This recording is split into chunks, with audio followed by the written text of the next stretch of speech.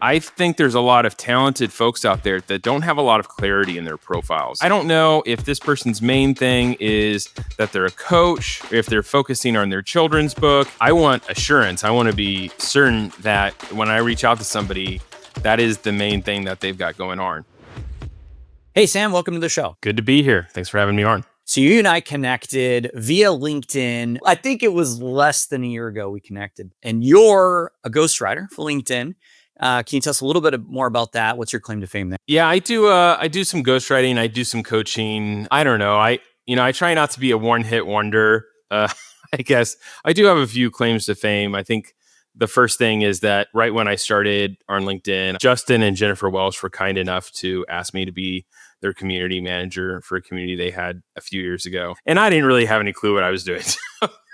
But that was a great opportunity to work with them and learn a lot. And then I just kind of had this emphasis on LinkedIn. I said, I'll just kind of keep plugging away at this platform, trying to learn more, trying to educate people on the platform and help them out. And I guess that kind of led to some other opportunities. I got to work with Alex Hormozy and his team for a while and help them out with LinkedIn and just, some things like that. So you're the guy that got Alex started on LinkedIn? No, he was already on LinkedIn, but I think they were having kind of a hard time with getting content that really kind of sounded like him, sounded like Layla. I kind of developed my own method with them where I would take multiple different pieces of content that they had and kind of combine it into one post. And it did well. It did well for them. I was able to break, at least for Alex, his views record in like my first week of posting. So it was a great environment to work in because you're working with a lot of people who are all at the top of their game. And I just volunteered in every department as much as I could. So I got to work with customer service and with recruiting and just kind of all over the place because I was like, I'm never going to get an opportunity like this again. Maybe, I don't know. I used to think that you only got a once in a lifetime shot, but as I've kind of worked more with people and learned more, it's the people who work really hard and who are intentional. They get a few once in a lifetime shots. If you're listening out there and you feel like you've screwed up a once in a lifetime shot, keep working. You'll get another one, almost guaranteed. Right off the bat, there, golden nugget from Sam Swirsky, folks. Yeah, I mean, I thought where you're going to go with that was like, when you do good work over time, you build up your one-time shots. Yes, I do think you're right. They do tend to increase. I was talking with Matthew Proctor, who's been on a podcast before, and he said something like brand, your reputation just increases your luck, basically, right? Something like that. But I thought you were going to say something like, I thought you were going in the direction of, if you do good work, people come back to you and your network, wants to continue working.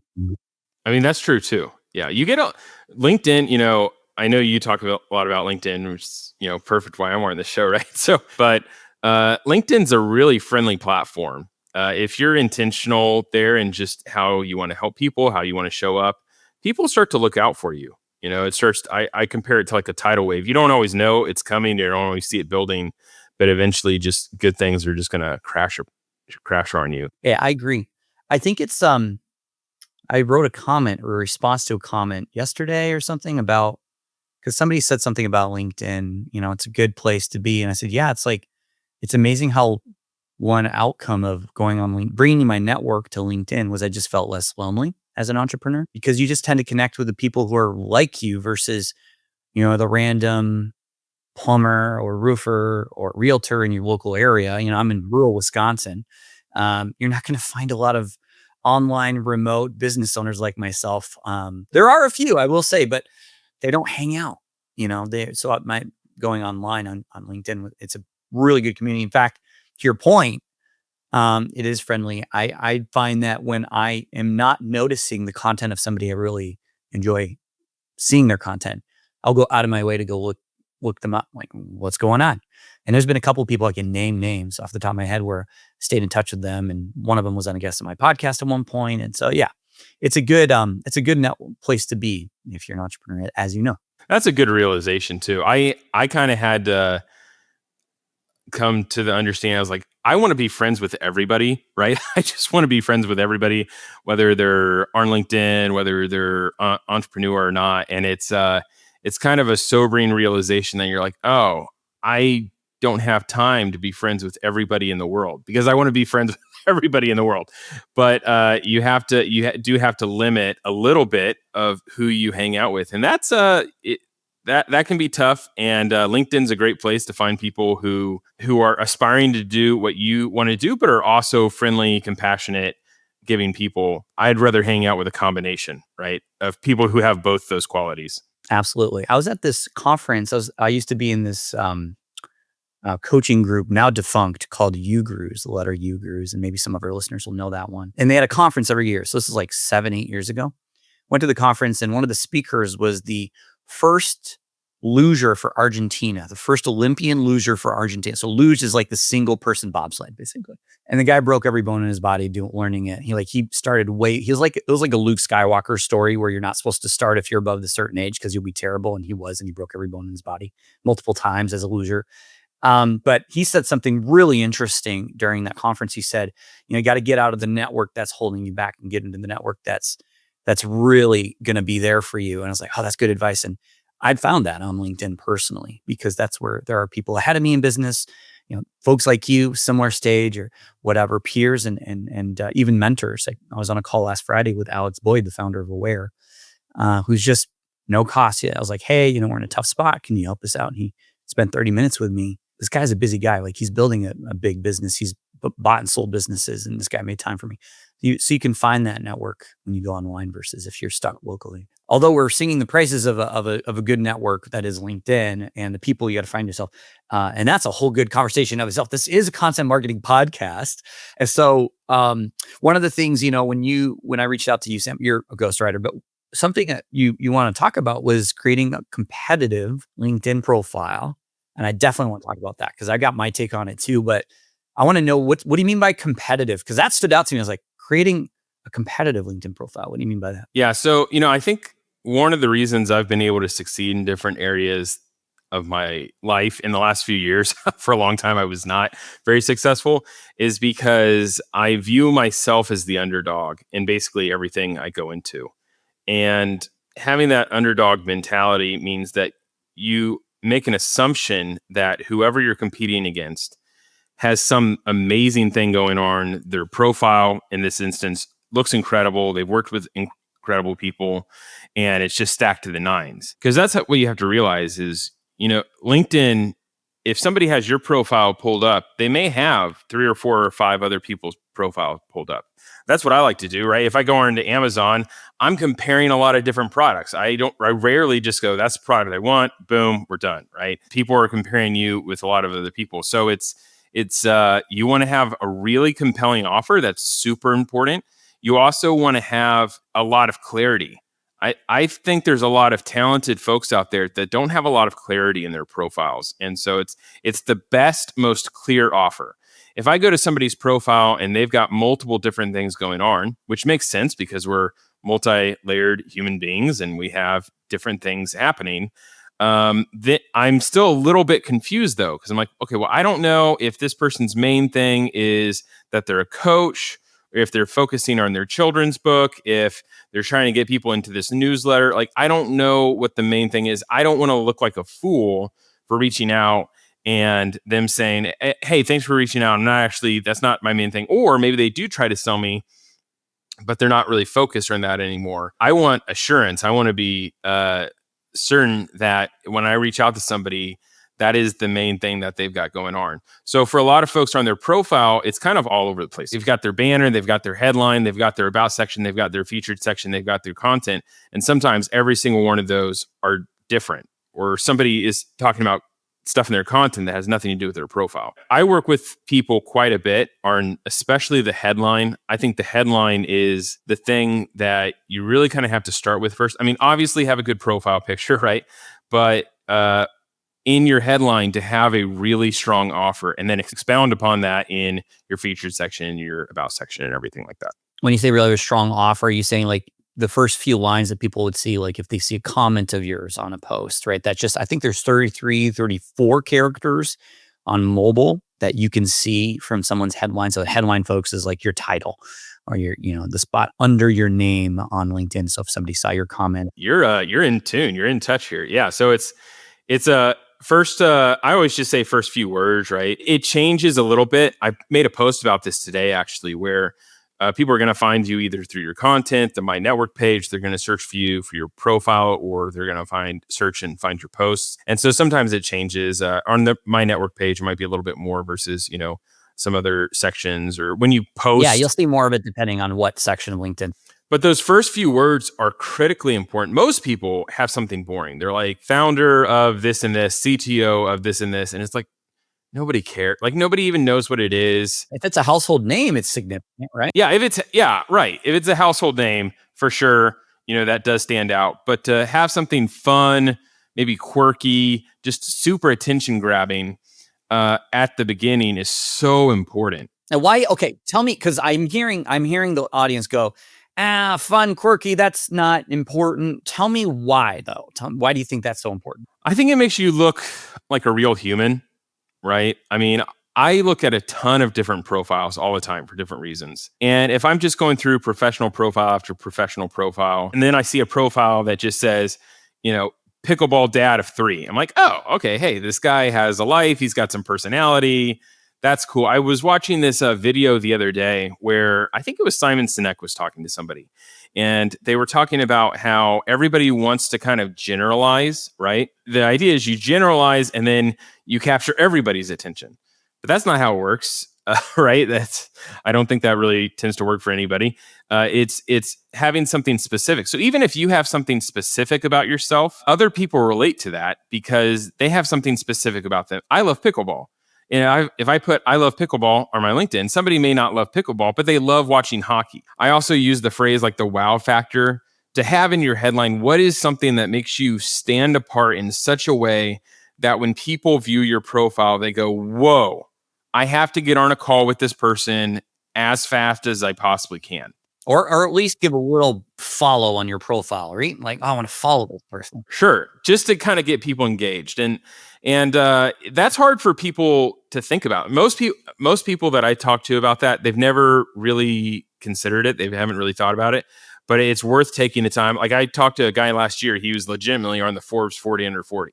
If you're on the Forbes 40 under 40, you should put that in your headline. And it's always funny because the people who have been Forbes 40 under 40 or others, it's like, oh, there's so many of us, or, oh, there's not, that's not really that great. But regardless of the true value you assign to it, people on the outside think that's impressive, right? We're always really bad at assigning value to something that we've done. But if you got it, name it and claim it. Yeah, it's tough because as we all get good at certain things, we all develop skills in our life. We start to normalize those skills. Think, yeah, I can do this thing. It takes me like 5 minutes. It's not that impressive. And it's like, no, you can do that thing that would take someone else several hours of research and multiple attempts to do, and you can do it in 5 minutes, which is amazing. Right. But some people don't have that problem at all. They're just like, yeah, I know what I'm good at. I put it everywhere. We're good to go.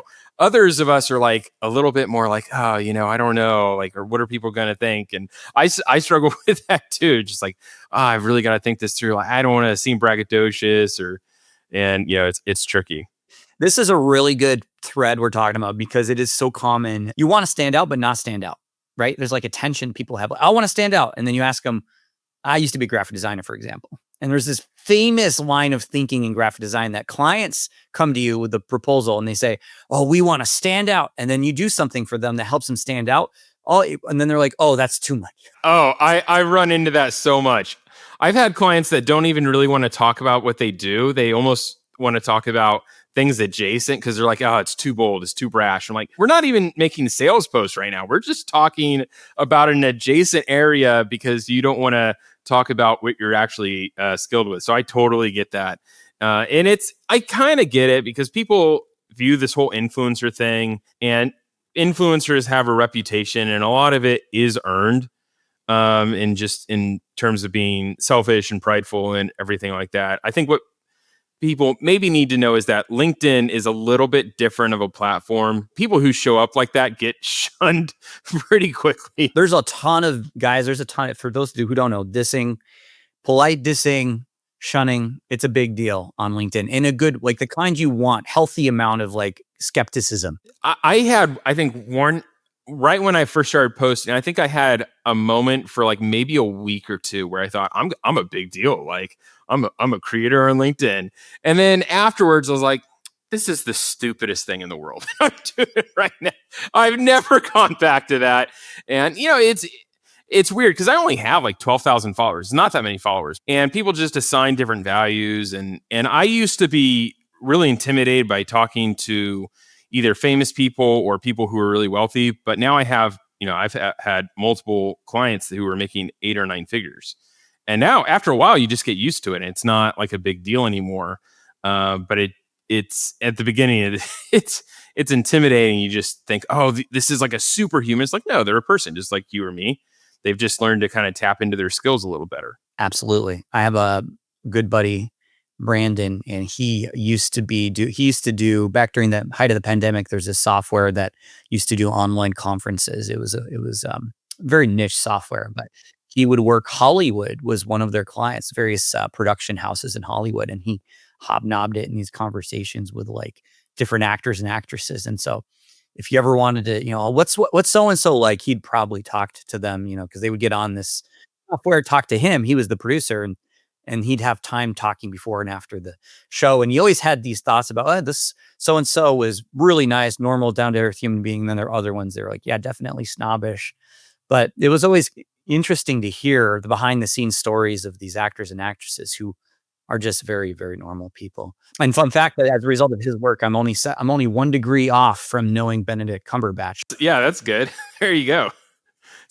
At some point in your life, that's going to be absolutely crucial. You're like, I'm 58 years old. I've been waiting for this for 20 years. Here we go.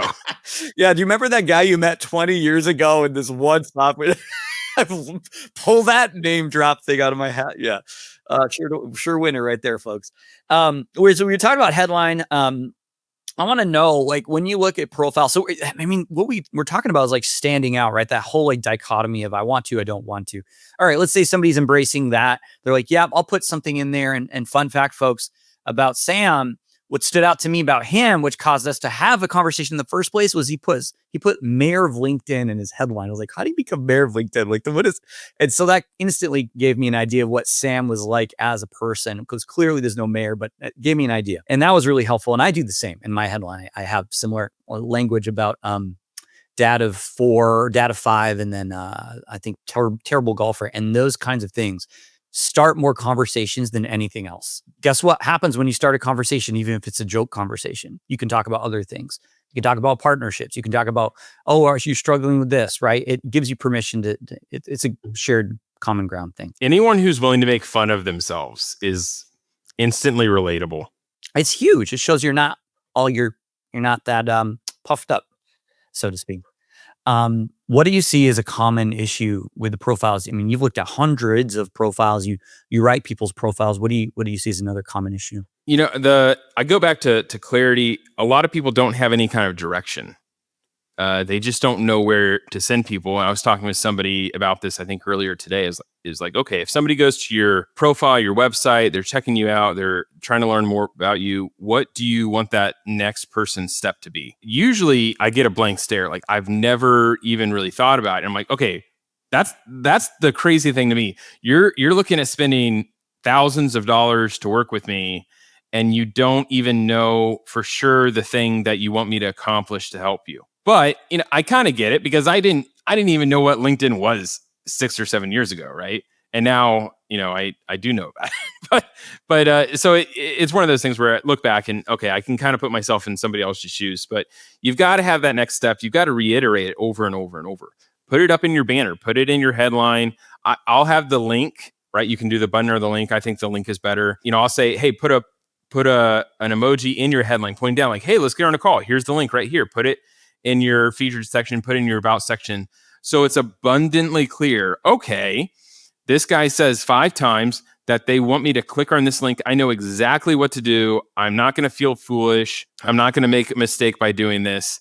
I'm going to reach out and it's all going to be okay. Just to have that reiterated over and over and over gives people assurance. because most people haven't really ever hired a coach or a consultant or something like this. And so even the whole process of going through and doing this is nerve wracking for a lot of people.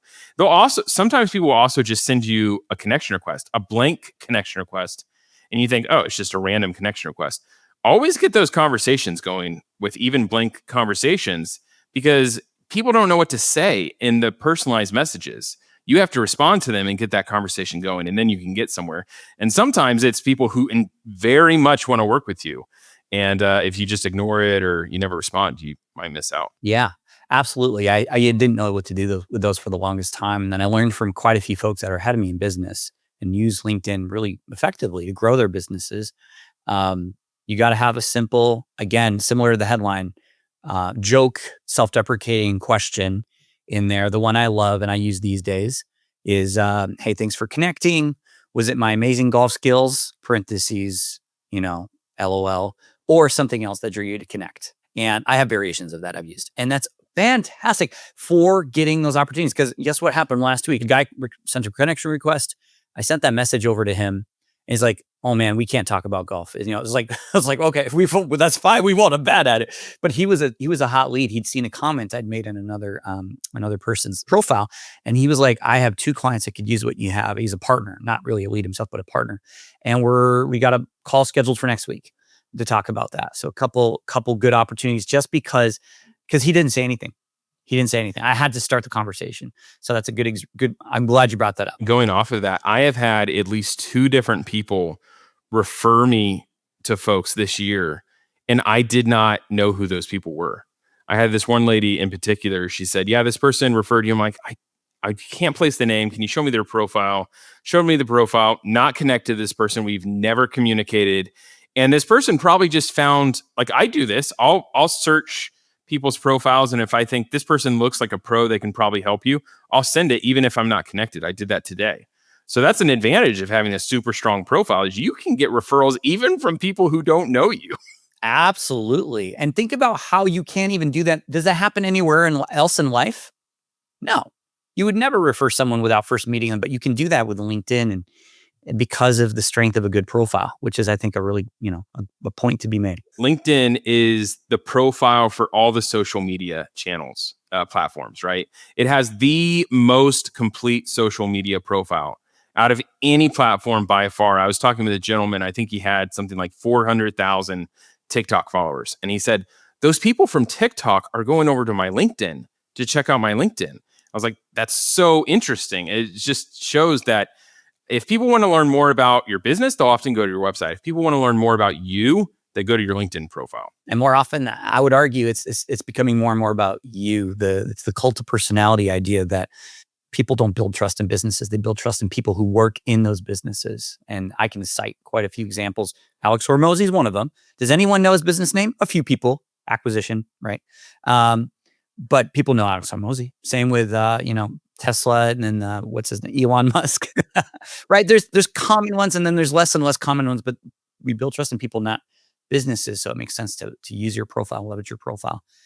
Well, we do have to wrap it up here, Sam. I feel like we keep talking. I want to have you back at some point. Where can people learn more about you and your LinkedIn profile building skills? They can visit me on LinkedIn, Sam Swirsky. I'm the only one. I'm easy to find. And order my website, samswirsky.com. There you go. All right. Well, thanks for being here, Sam. Thanks for having me on.